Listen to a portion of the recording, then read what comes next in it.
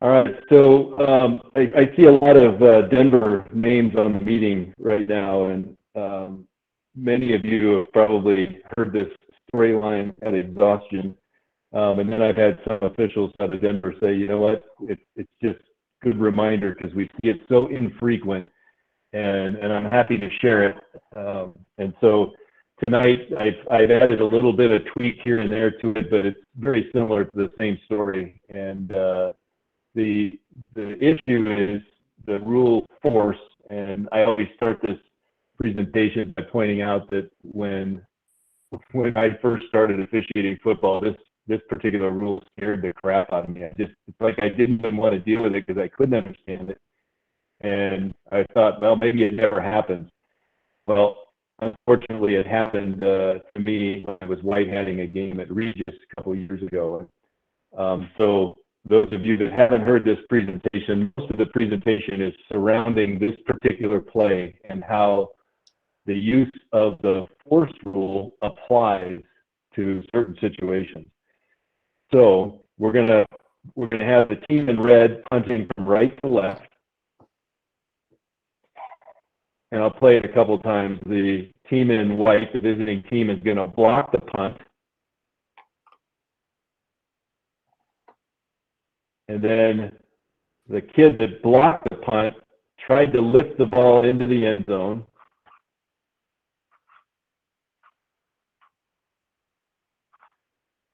And in so doing,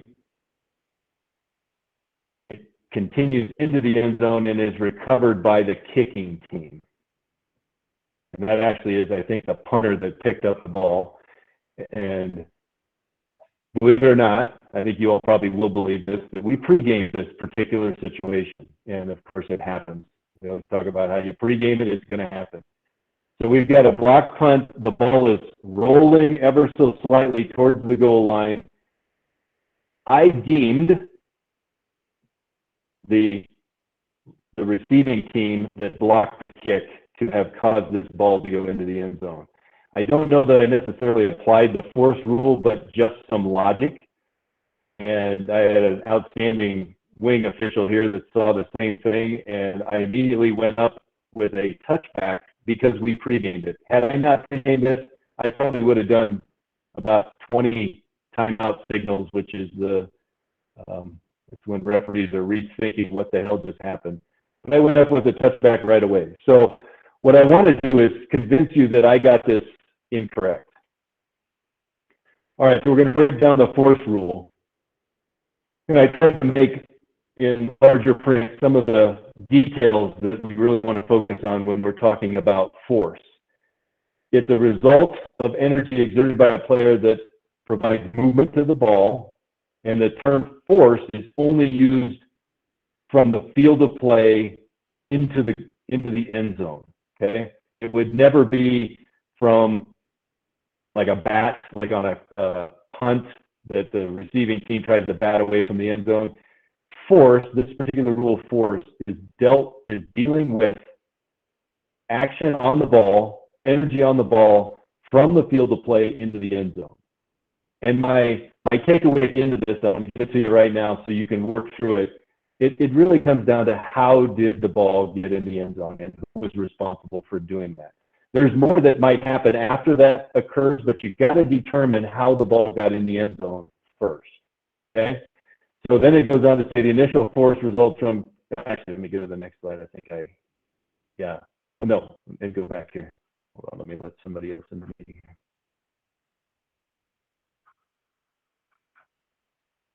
I apologize to whoever joined us just now. We did get an early start on this topic. If you need to, you can listen to the recording.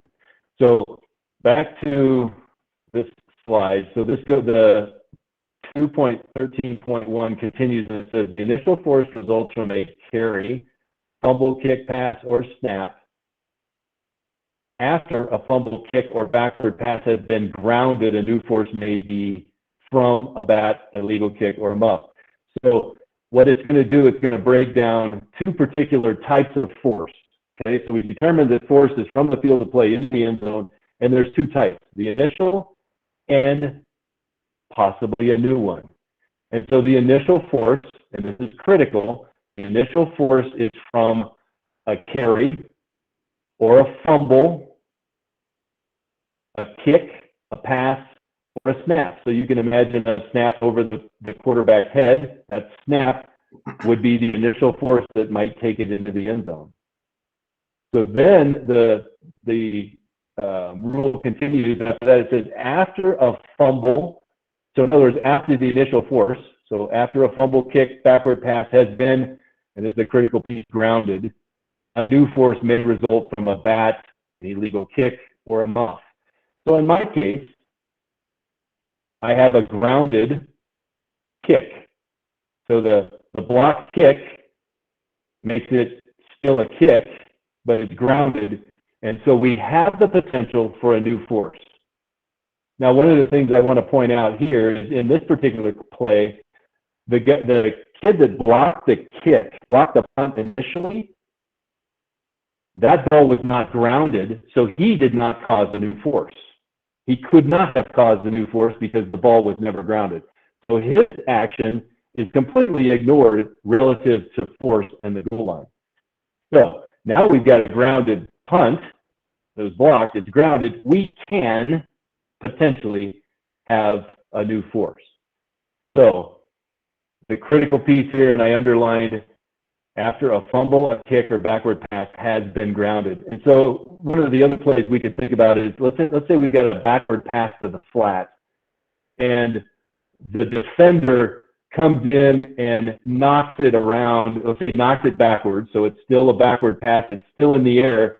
His actions, juggling the ball or just trying to grab a hold of the ball and causes it to go into the end zone, cannot constitute a new force. He could not have put a new force in it because it was never grounded. Now, that particular situation, if the ball goes to the ground, then we were going to be in the same situation we're talking about here. Okay? So we can have a new force if the ball is grounded. So here's where I get to the responsibility of forcing the ball from the field of play across the goal line is attributed to that individual that fumbles or kicks the ball unless a new force is applied. So who's responsible for putting it in? Is it the original initial force or is it a new force? And it's the same thing that's described in 851. Same thing relative to the goal line. Is it attributed to the initial force or the new force?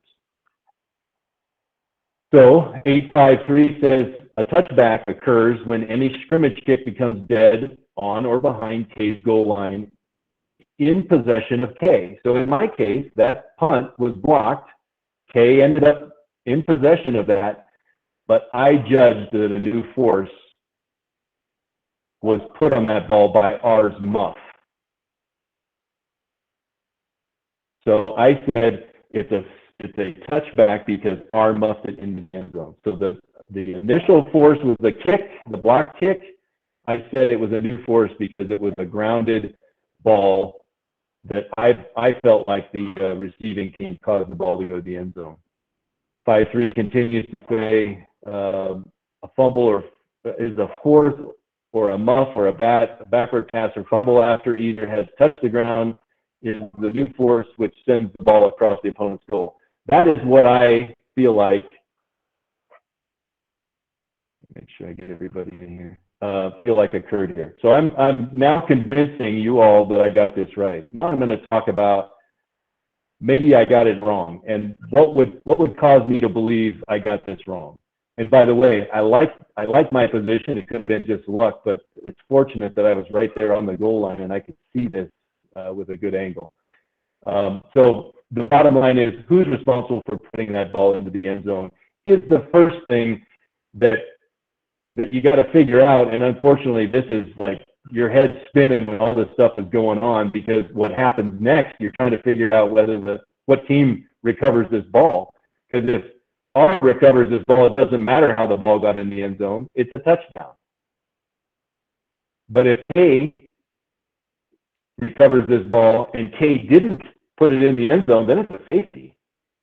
So I deemed it was a touchback because of this new force. All right, so then we're going to jump into the casebook and find a couple pieces that can help us break this down even further. So the casebook has a play that says the scrimmage kick is blocked on the 5-yard line, and I like this part, and is rolling away from K's goal line.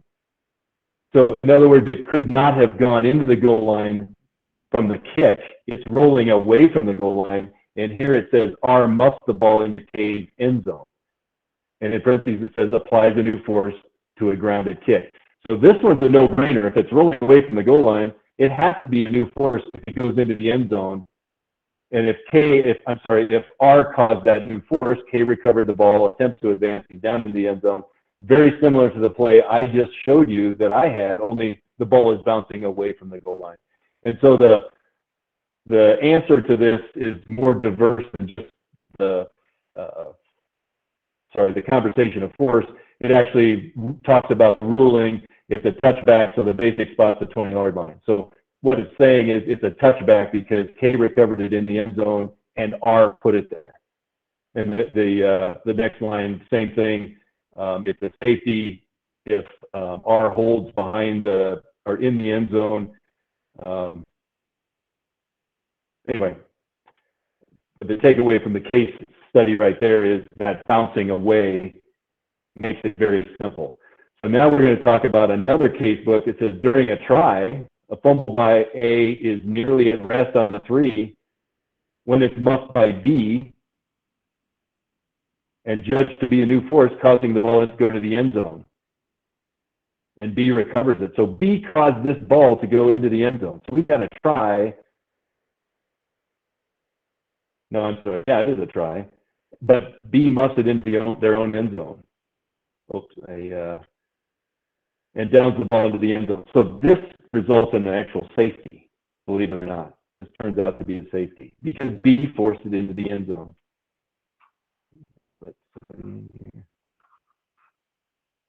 Okay, so now I'm to the next one. K1's punt is blocked on K's 5-yard line, and the ball is slowly rolling near the goal line. So this is where it gets tricky. Ball is slowly rolling near the goal line, which is what I had. R1 attempts to recover, just barely touches the ball then rolls into the end zone where K2 recovers. And so the case book takes this into the ruling here where it says the covering official will have to judge whether or not a new force resulted from R1 touching. If the original force could have caused the ball to go into the end zone, regardless of the muff, it's a safety. So, and then it says, when in doubt, the force was supplied by the kick, and thus a safety. So it's saying, when in doubt, we let the initial force be the cause of the ball getting to the end zone. So now when I see that part, when in doubt, is there a guarantee that the ball that I saw went into the end zone was going to go in there regardless of R muffing it into the end zone? I don't know that I know for certain. There could be some doubt there. Whether R1 supplied that force or not. So my point here, and everything we try to do is simplify things. So in this case, I'm saying if the ball is bouncing away from the end zone and R forces it into the end zone, that's obviously a new force. If the ball is sitting at rest, and R forces it into the end zone, that's a new force. But if the ball is rolling towards the goal line, we probably should give the benefit of the doubt to the fact that the initial force caused that to go into the end zone. So I'm going to show you a couple more clips. Actually, I'm going to take you back. I'm going to take you back to that particular play now that I've tried to convince you that I got it wrong. And I apologize if it's choppy. No, it's good. So the ball is about the 2-yard line when he tries to pick it up and it goes into the end zone. Okay? I'll stop at about, I'll go slow here. You see the ball rolling. What did it got in? Yep. Yeah, probably. Maybe, probably. But was I 100% certain that R didn't cause that to go in there? And I will tell you the complication here. I had to go to the coach of the team that blocked the kick, so the white team. I had to go to that sideline and tell that coach, this is a touchback. I know you just blocked the punt, and it rolled in the end zone, but they're going to get another series of downs from the 20-yard line, not just where they actually were kicking this before. Okay, they're kicking it from the 20. So we're going to give it back to them and give them a new series of downs. And that's a tough conversation to have to a coach that just blocked a punt. So be prepared for this. I'm going to show you a couple more plays here before halftime is over. So this one actually is a snap over the quarterback's head. So we're snapping it from the 15, it happens to be Valor. Ball is snapped over the head, rolls near the goal line. We've got a pursuit of the ball, and keep in mind that just knowing how the ball got in the end zone isn't all of it. We've got a lot of stuff going on. How did this ball get into the end zone? So you see the white hat signal touchback. So I'm going to stop it right here. Does this ball, is there a guarantee that R caused that ball to go into the end zone? I think that ball probably would have got there regardless. And if that's the case, we have a safety because the initial force was the snap over the head. It has nothing to do with what goes on here in the end zone, how people kick that thing around when they're, not kick it around, but muff it around as it moves through here. Obviously, if B lands on this, it's a touchdown, no matter how the ball got in there. But if A ends up with it, and I believe they do, so the team in blue actually gets the ball, and that's why the referee comes up with a touchback signal. Because he actually, no, I take it back. I don't think he ended up having possession. I think it went out of the back of the end zone, and that's why he called it a touchback. But I believe that to be incorrect because I think this ball would have got into the end zone with its initial force. Let's play it one more time for you. How did the ball get into the end zone? I'd say initial force. We are either going to have a touchdown or a safety. And I believe the ball rolled out of the back of the end zone. This should have been a safety call. But as a white hat, the world is moving really fast when this happens to you. Good position on the goal line. All right, now I'm going to show you a play where the team in offense on the left side, I believe it's a handoff or a toss play, and the running back's going to fumble the ball. B lunges at the ball to try to get it. So hopefully it's smooth enough for you all. So we're going to see A back fumble, ball's rolling to the goal line. Looks like B might cause a new force, but how do you know for sure? Could that ball's momentum taking it across the goal line without B's effort? We'll watch it one more time, and then I'll back it up and slow it down. So B's going to try to grab it, instead launches it out of the end zone. And we've got a wing official signaling touchback, and if they rule that this was a new force that caused the ball to go in the end zone, that is a correct call. If you deem that this ball could have got into the end zone without the assistance of B, it would be a safety. And huge difference in those two things, touchback or safety. And I would say take your time, right, Kirk? I mean, the tough part when you say take your time, we interpret, we feel like, and I think it's probably true, we feel like the crowd would interpret that and coaches would interpret it as uncertainty. But I agree 100%. We should take our time in situations like this. All right, now we're going to see, this really isn't in line with the story, but there's probably some what ifs that could be talked about in this case. So he fumbles that long run, fumbles it at about the 25-yard line, and it looks like a cartoon as all these players are trying to grab that ball. As it turns out, it does not make it to the end zone, so it's not really an issue about force, but it kind of lends itself to this conversation if it did go into the end zone. So you've got a fumble right about there, about the 25, the ball's bouncing. B, they're in white, trying to grab it. Now, this last touch here, I don't know we got multiple potential new forces if this did go into the end zone. The player in white might have caused this to go far enough. It could have been this last ditch effort by A to recover if the ball did go in the end zone. Would it be A in gray forcing it across the goal line, and let's say it went out of the end zone? That would be a touchback for B in this case, because A would have been this last guy to force it across the end zone and out of the end line. So I think that is it for my. Oh, this is the same play, end zone shot. Again, we slow down to try to figure out how does the ball get into the end zone.